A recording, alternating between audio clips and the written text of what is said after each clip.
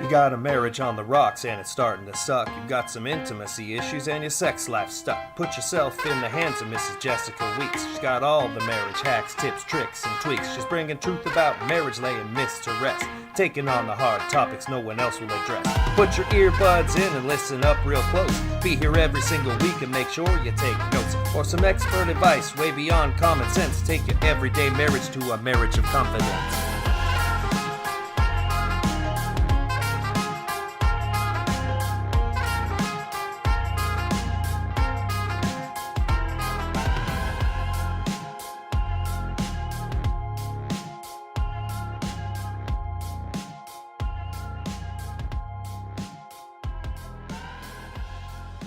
Honey, come on. We really need to record. I'm coming. You're always late. Jeez. Let's just do this. Shut up. What did you say? I didn't say anything.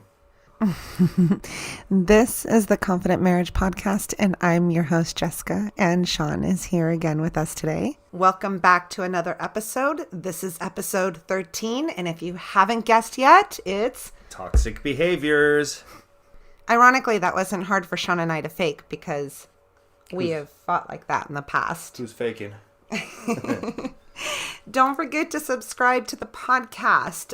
You can follow us on Twitter at The C Marriage Show, Instagram at Confident Marriage, and like and follow us on Facebook at The Confident Marriage. Now, if you haven't been on Facebook to check out our teaser for this episode, go ahead and do that right now. We'll stop. We'll wait for you. You can subscribe to the podcast while you're looking at the video, and then we'll get back to it.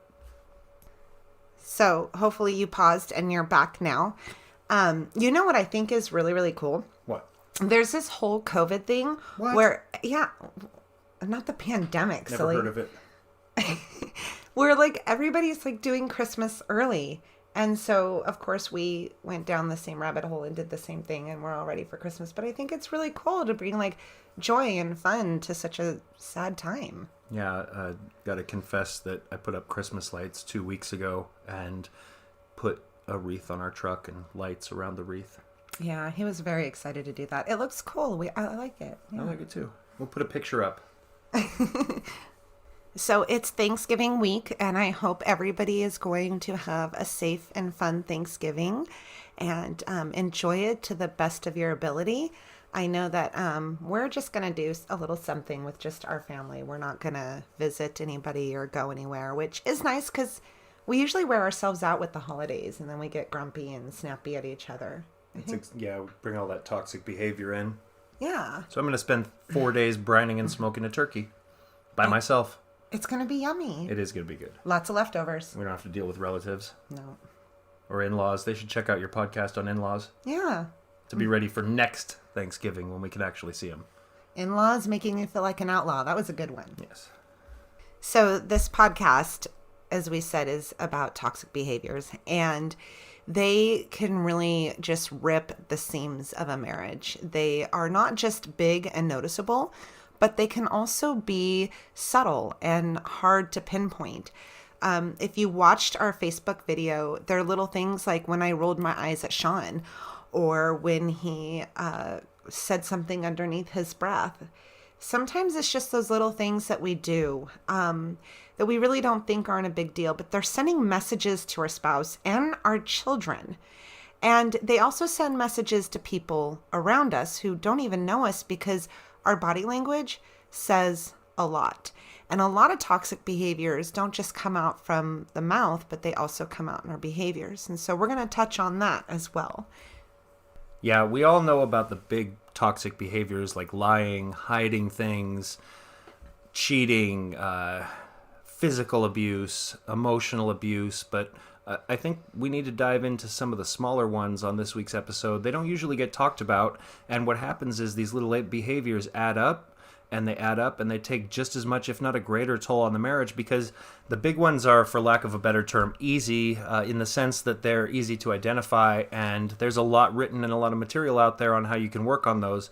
It's the little ones that get by unnoticed and that can build and build, and all of us have those little toxic behaviors that we've brought in either from previous relationship or from how we were brought up, or just personal demons that we have, personal issues that we have. So what is a toxic behavior? Because there are things that you and your spouse could do, an argument that you could have that you can get over and you both are okay after. But what about those things that really essentially are the tiny little branches to a big tree that's a bigger problem? What about those things that cause long-term damage and hurt and pain and anger or resentment?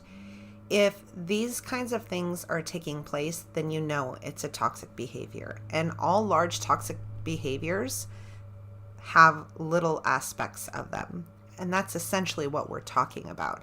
But identifying a toxic behavior would be just something that really does put trauma or damage or hurt or anger or resentment into the relationship. Yeah, are your behaviors hurting the other person? Is that hurt accumulating over time? Are these areas that are actually hurting you as a person or holding you back from growing? I think that plays into the definition as well. It does. So in Sean and I's relationship, we have really had to call each other out on these little toxic behaviors, especially in the beginning of our marriage. Sean had never really been in a relationship of substance, I guess you could say. A grown-up relationship? Yeah. He had very superficial relationships in the past, and he was fine with that, but he never really knew what it meant to respect your spouse, your partner. And so he came into the marriage with a lot of unhealthy behaviors that really corroded our relationship, throwing his arms up in the air and sighing a lot, rolling his eyes. Sarcasm was a big one. I've talked about it on other episodes. It really, you think you're being funny and maybe your other partner gets it, but some people, they don't take to a lot of sarcasm well. And for me, it started to really erode that trust with him because I didn't, believe it or not, it sounds funny. How could sarcasm erode trust? Well, because sometimes you feel like you're just being mocked and made fun of, and that can erode trust. Sometimes you don't know what to believe. And was he being sarcastic there or was he being serious? And that causes doubt. And all that really weighs on the trust that you have with another human being. I had really toxic behaviors coming into this relationship. I'm a yeller. I have a really hard time keeping my voice down. Part of it is just that I'm a really passionate person, and so naturally my voice gets raised. But when I'm angry, it gets really, really raised. I think that's all I've got. Yeah. I'm a healthy person.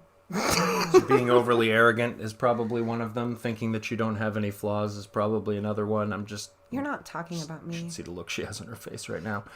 So, anyway, being an addict, I brought in a lot of unhealthy, toxic behaviors into this relationship. So, talk about yelling. I grew up in a family where yelling was the norm. I come from a family where even in good times, yelling was the preferred method of communication. So there was a lot of that at my wife, at the kids, at the animals, at myself, and it's not healthy. I've come to learn and come to see firsthand that it's a really toxic behavior because your children start to pick it up, your spouse starts to pick it up, it creates tension in the whole house.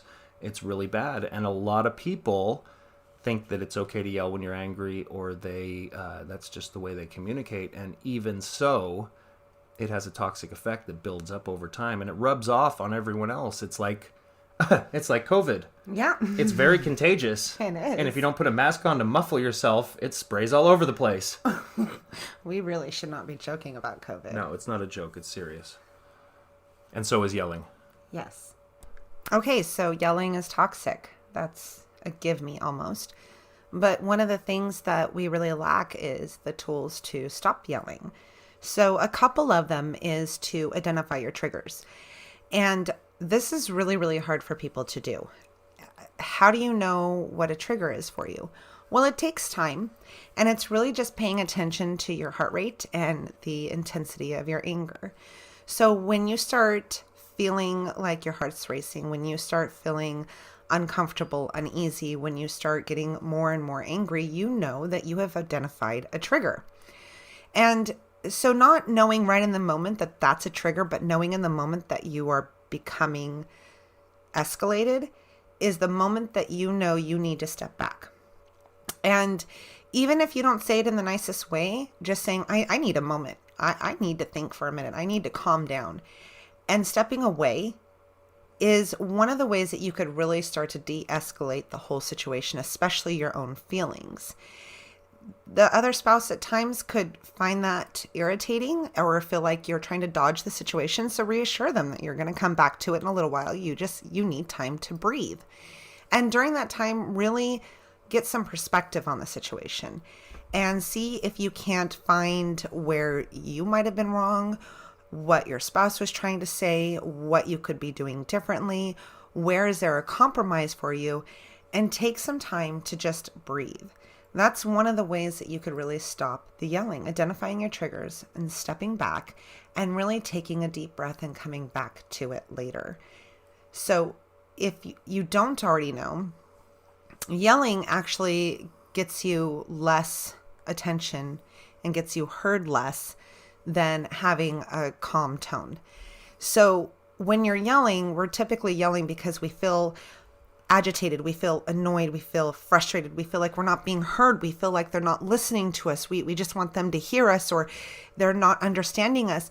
But once you start yelling, everything you're trying to accomplish with yelling is going completely out the window. You're doing the complete opposite. The other person will shut down.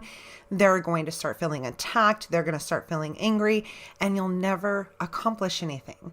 So again, identify your triggers, step back, take a breath, and come back to it later.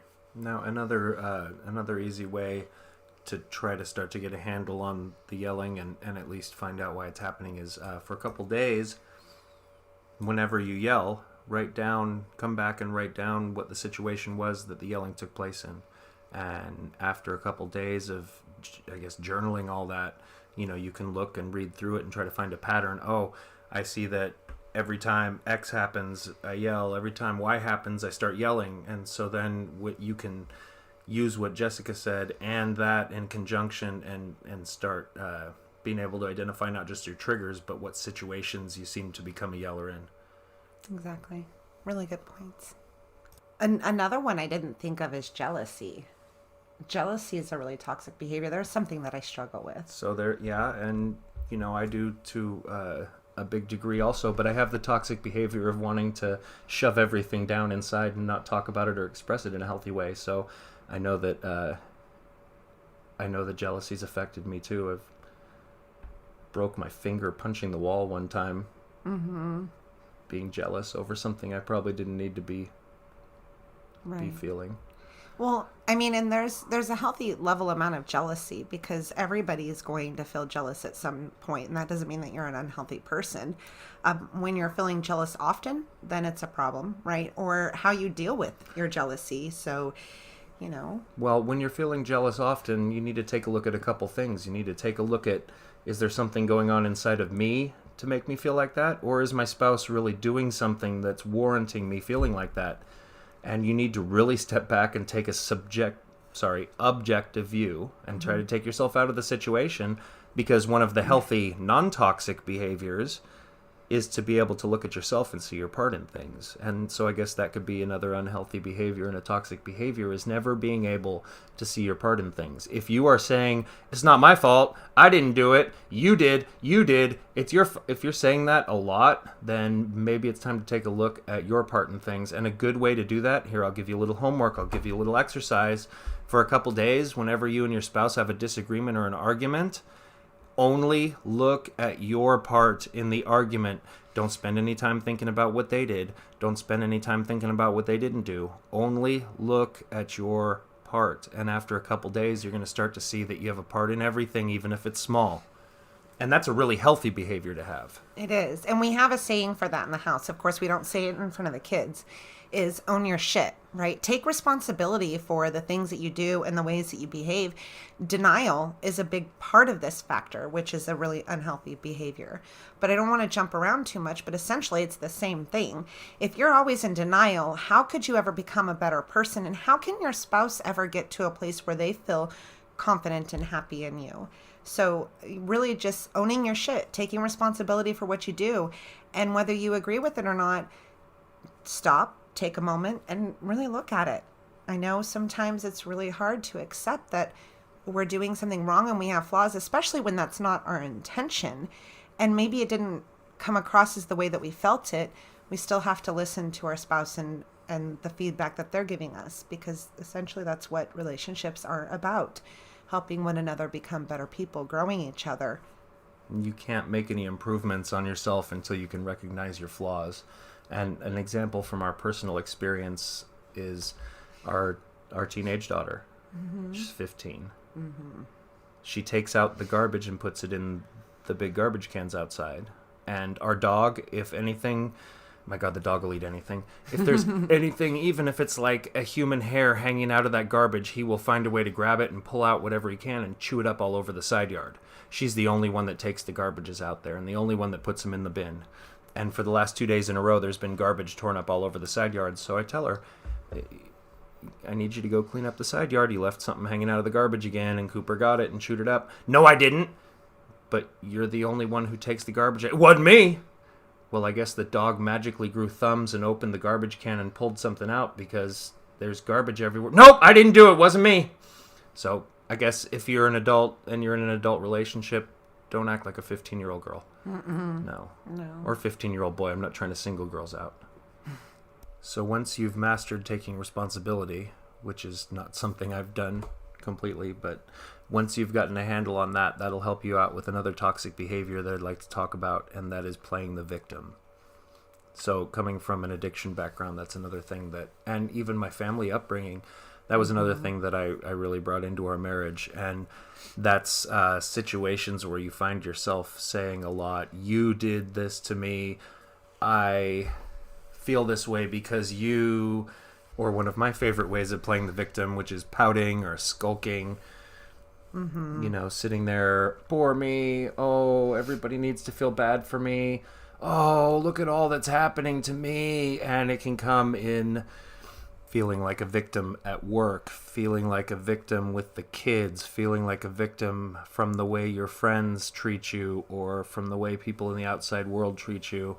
If you're constantly feeling like a victim and you're constantly feeling like bad things are being done to you, then maybe you're just kind of sitting in it, and it's not going to... So it's I guess the bigger picture and the bigger toxic behavior at work with that is manipulation. Manipulation, yes. So people play the victim, and they may genuinely have a reason to feel bad about what's happened to them, but in doing so, and in doing it outwardly and expressing it outwardly, whether subconsciously or consciously, you're trying to goad your partner into feeling sorry for you, or manipulate someone into feeling sorry for you in order to change their behavior around you, which is toxic.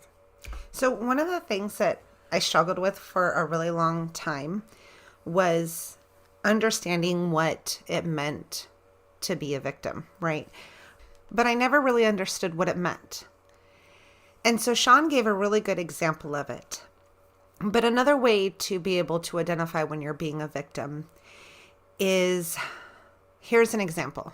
When I was working in a corporation and I was consistently late to work for like a week, and I was really stressed out at home. My son was being really difficult. He would not get ready for me in the mornings to go to daycare. She was 12, 13 at the time. My daughter was fighting with me in the mornings. And it was really hard to get out the door and then drop my daughter and son off and then get on the freeway to commute for an hour to work in bumper to bumper traffic. And I didn't realize it at the time, but when my boss had confronted me about being late 4 days that week, I apologized. I said, this is happening and that's happening and this is happening and I'm feeling really stressed out and I'm really sorry. It's not going to happen anymore. That essentially is what being a victim is.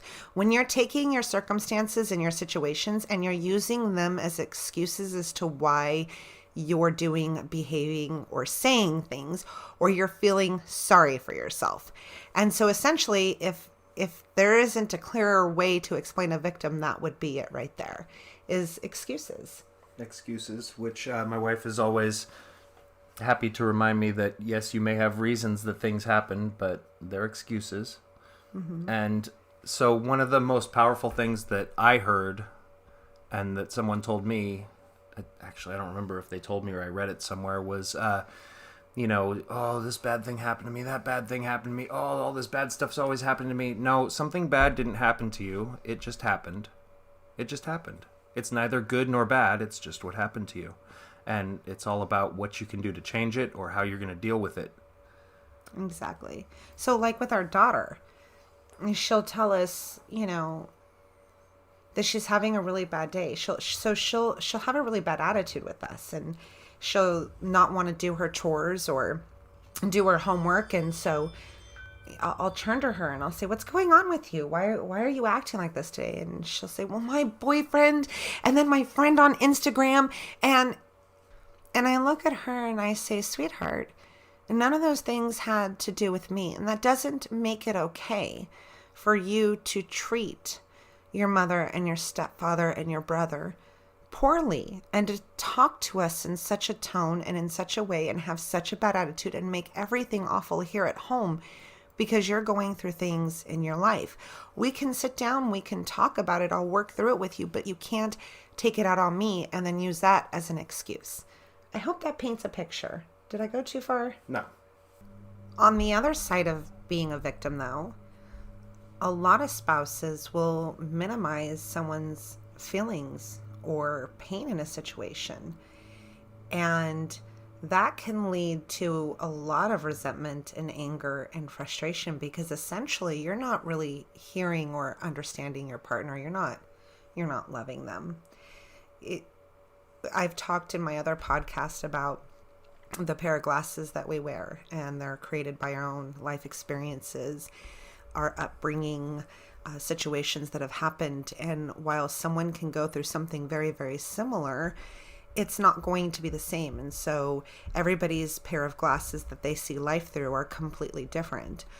And this is something that really gets in the way of relationships. And this is another way that those glasses that we wear interfere in our marriages, because while we might say, "Well, I went through something like that too, and well, it didn't feel like that to me, or it didn't do that to me, or what's wrong with you, or why would you even feel that way?"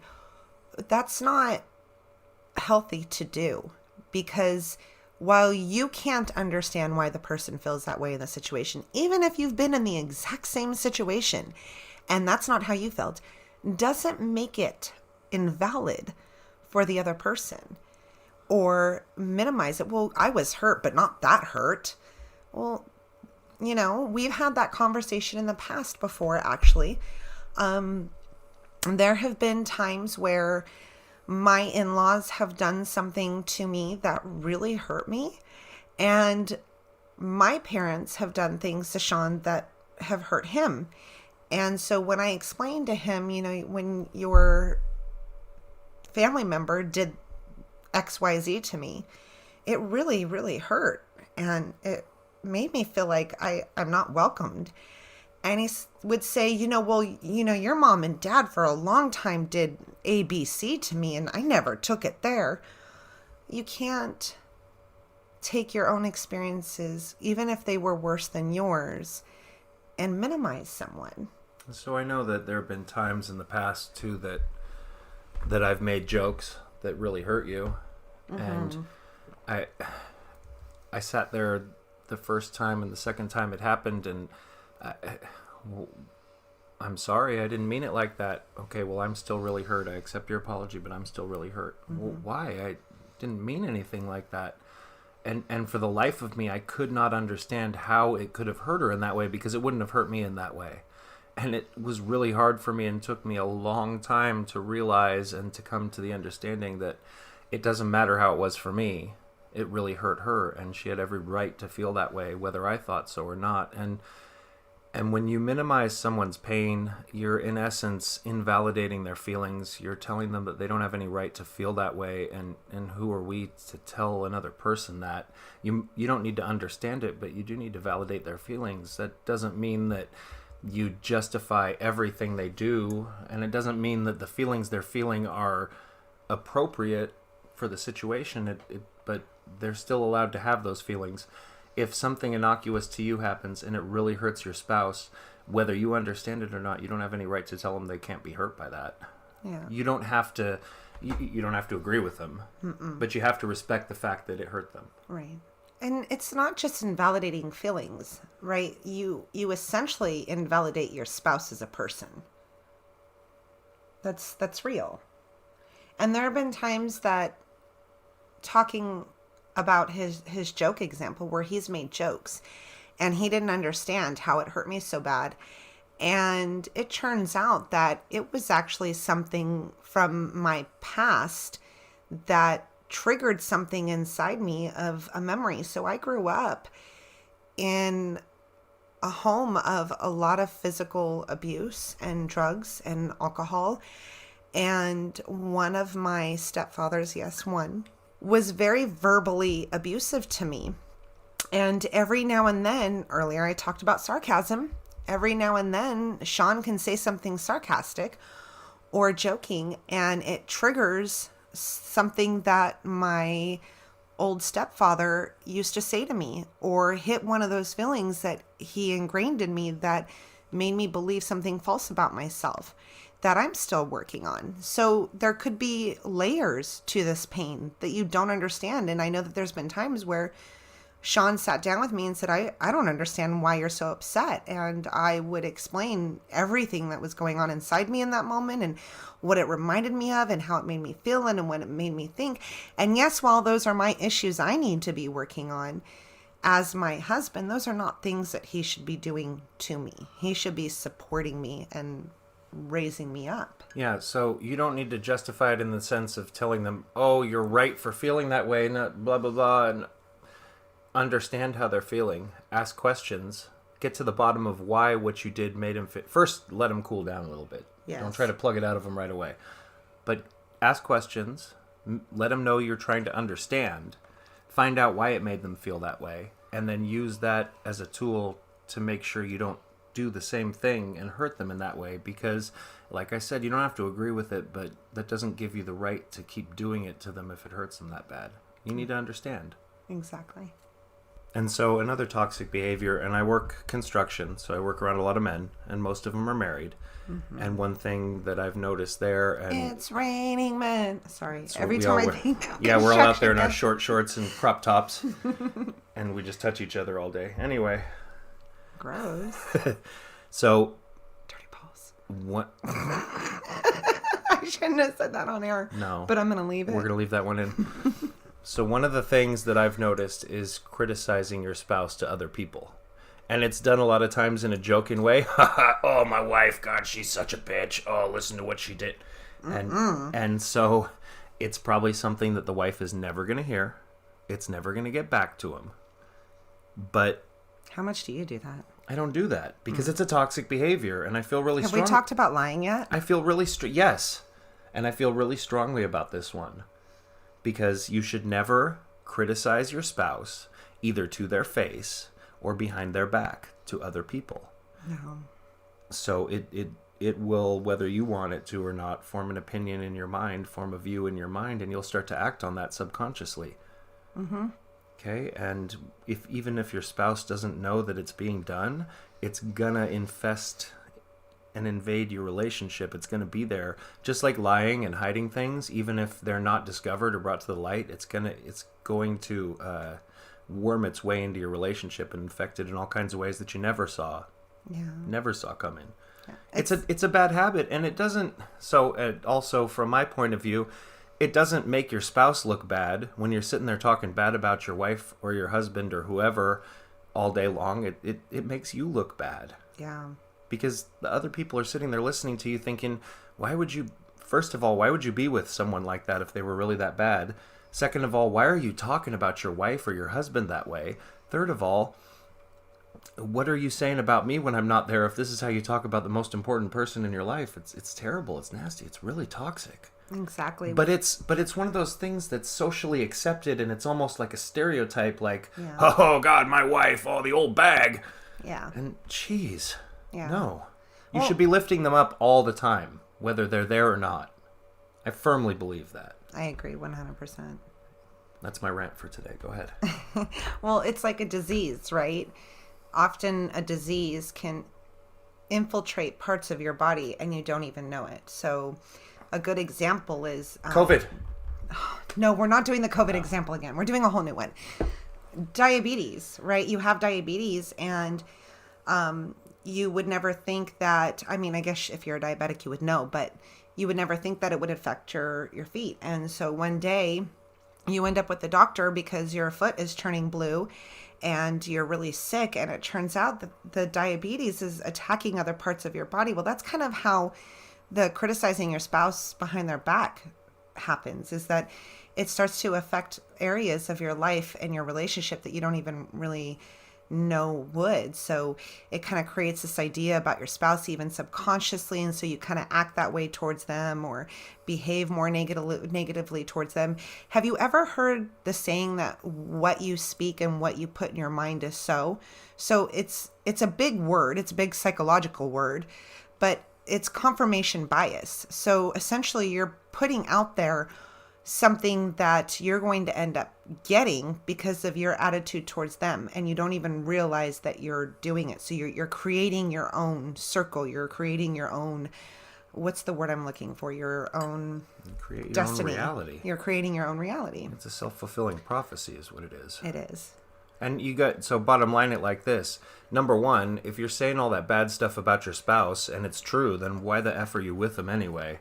And on the flip side, if you're saying all that bad stuff about your spouse, God forbid that you end up at a dinner party with those people and your spouse is sitting there wondering why everybody's whispering behind their back and laughing at them. How terrible. Yeah, that's really embarrassing and humiliating. I've been through that with my ex-husband before, and it was not pleasant at all. Nor were most things with your ex-husband, I'm sure. Exactly. Well, that's why I married you. You got a whole new mess of problems with me. Exactly. Anyways. So the last topic that I want to talk on is body language. Communication, you think of the word communication, you probably think of talking. But there's a reason why they say do not text people when you're angry or frustrated. And that's because 55% of your communication is your body language, which you can't get out in text. And they are very telling in conversation. And this was discovered and developed by a psychologist. And he wrote a book back in 1971 called Silent Messages. Maybe you want to check it out. The rule is explained like this. 7% of what you communicate is your actual spoken words. 38% of it is your tone of voice. 55% of it is your body language. So you could be sitting there and not saying a word to one another, and yet you're still picking up communication. You're still picking up cues from them. You're still being able to read them. So you know when your spouse is frustrated or angry or sad or upset without them even saying a word. When you're displaying to your spouse things through your body language, that can get really, really toxic.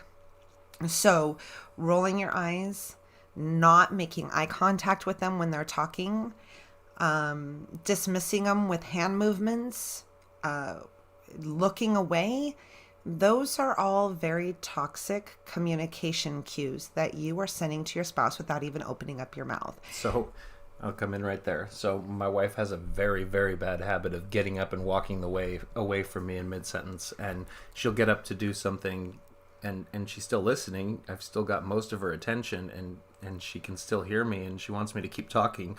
But that act of getting up in the middle of me saying something and walking away just puts the brakes on our conversation and tells me she doesn't give a shit.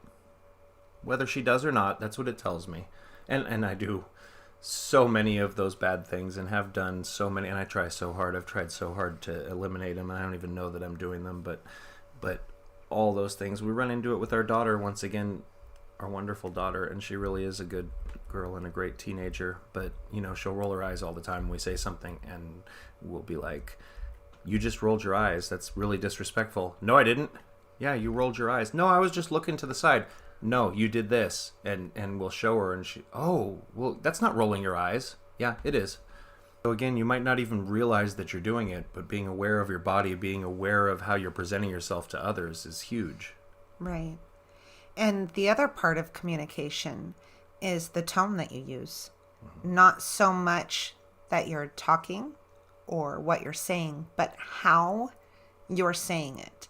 Because that gives a bigger clue into how you're feeling or what you're thinking than the words. So I could sit here and say, Sean, I really, really love you.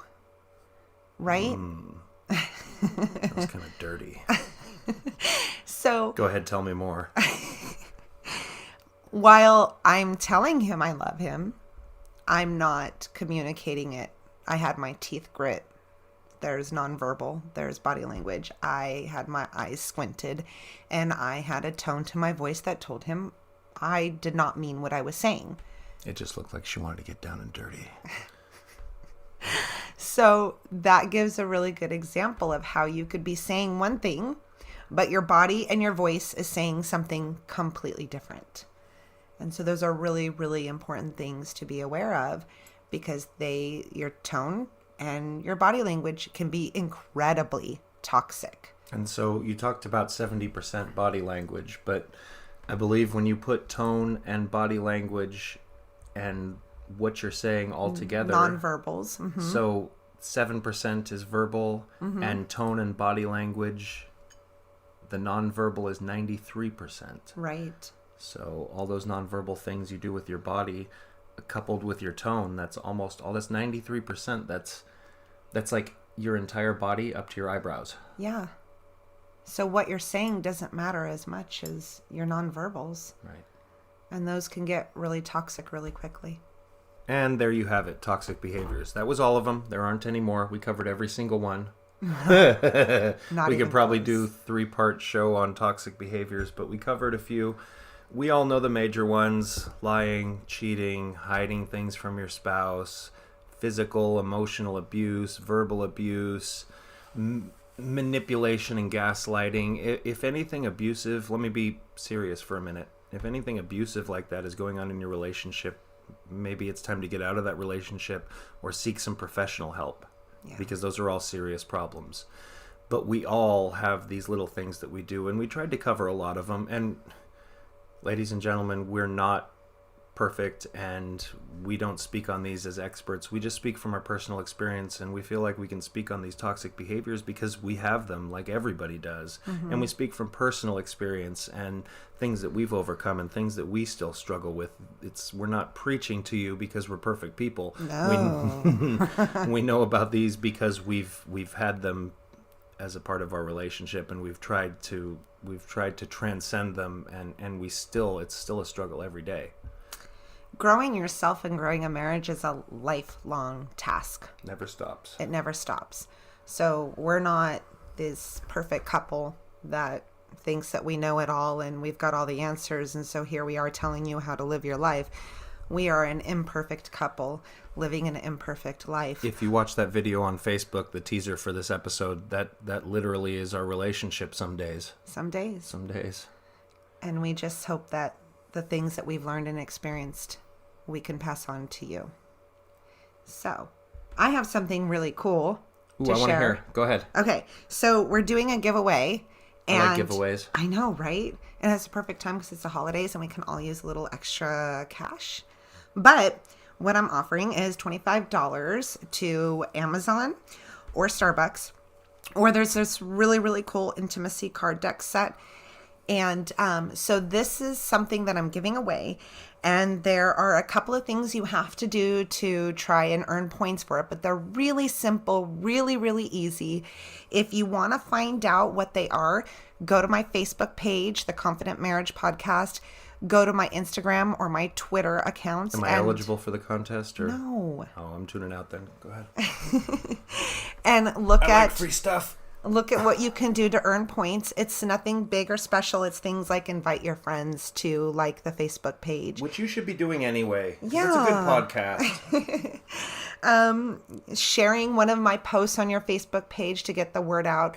Essentially, this podcast is all about helping other people. And if for whatever reason you have a friend on one of your social medias that is having a problem and you don't even know it, and then you get our name out there, you never know. Maybe that one post or that one invite is exactly what they needed to make some changes in their life and marriage. And maybe it's not us.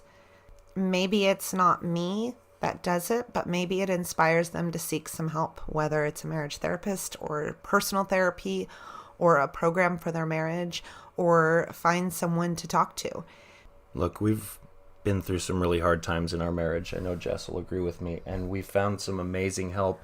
And a lot of it has come from people suggesting things and seeking that help, and through podcasts and through programs and other things. And we just really want other couples to get the same benefit and the same help that we got if they need it. And we just really want to get the word out there. We're not in it for any other reason. We just want to help people. Yeah, because we used to listen to several different podcasts all the time. And though they weren't the answer to all our problems, they certainly did help a lot, and even gave us the drive and motivation to go deeper into situations and get books and more help in things that we didn't even know we had a problem with until we heard it on a podcast or someone said it to us. And I know that we were gone for a long time through the podcast, and we took quite an extended break, so we just really appreciate everybody coming back and picking up where we left off and listening. We really, really appreciate it. And I just want to give, I did it before, but just for all those listeners in Ireland out there, because I know there's several listeners in Ireland, if you want us to come, do a live show from your living room and let us stay there for a couple weeks once COVID is over, we would love to take a vacation. I mean, do a live show from Ireland. Without a doubt. Go Ireland. I'm part Irish. I know. So thank you all for joining us today. I hope that you subscribe and share the show. I hope you all have a fantastic week.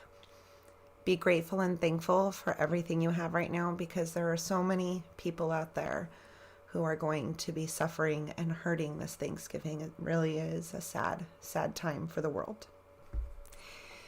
Thank you for listening to the Confident Marriage Podcast. I'm your host, Jessica. We all hope you have a great week. Take care, everybody. Thanks for listening.